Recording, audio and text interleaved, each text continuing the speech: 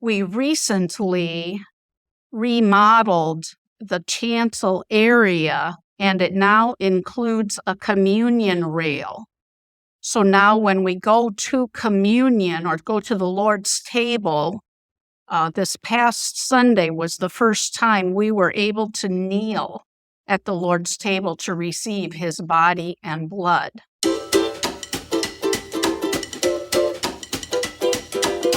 You're spending 5 minutes with the missionary. This podcast is a window into missionary life. It's fun, it's personal, it's real, and it's always an adventure. This season, we are gathering at the table with our missionaries around the world. Today we'll hear from Barb Rebentisch. Barb assists with translation and interpretation to support sharing the good news with Chinese speakers. The largest gathering that our missionary team celebrated was Thanksgiving at Concordia Middle School.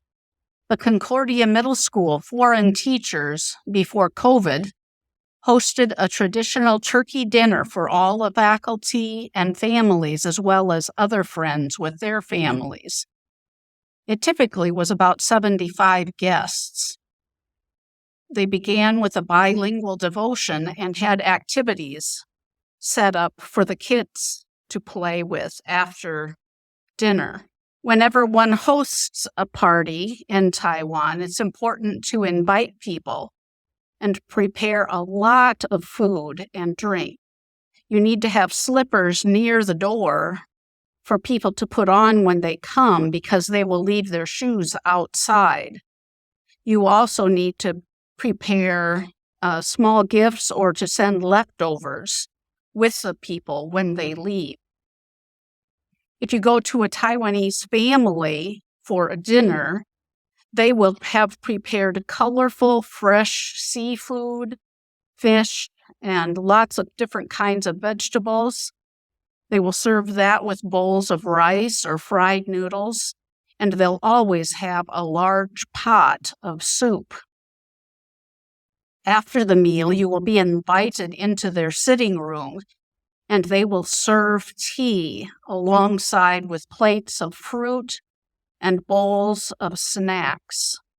One mealtime prayer that is used in Chinese is Luther's table prayer. Reverend Dr. Mike Paul set it to music, and it is included in the New Chinese hymnal. I don't have it memorized, but I have sung it several times at gatherings. The largest winter holiday here in Taiwan that is not Thanksgiving or Christmas is Chinese New Year.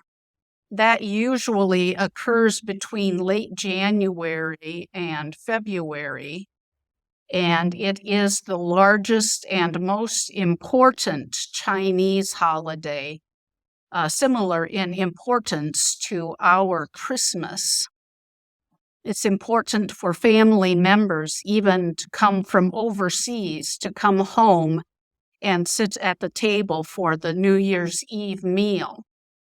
It's also when everyone in Taiwan gets 1 year older. The most interesting local food that I have ever seen prepared is several years ago, I saw a community roasting a whole pig on the street over a large fire. That is traditionally related to Ghost Month sacrifices, and there were many, I'd say dozens of tables all covered with food and drink sacrifices for the hungry ghosts that come out to get their fill right before the gates of hell are closed again. Here in Taiwan at Salvation Lutheran Church in Chiayi, we recently remodeled the chancel area and it now includes a communion rail. So now when we go to communion or go to the Lord's table, this past Sunday was the first time we were able to kneel at the Lord's table to receive his body and blood. One of my sweetest memories in Taiwan was of the first Christmas after I arrived. We had just hosted our Friday night Bible study Christmas party and cleaned up after everyone left. All the lights were off except for the lights on the Christmas tree. We new and old missionaries were sitting around the tree, many on the floor, reflecting on how Jesus had left his home and come to us on that first Christmas. And then he called us to do the same. What a finish. Thanks for spending 5 minutes with a missionary. To learn more about Barb, go to lcms.org/Rebentisch. You can also sign up for her newsletter using the link in the show notes.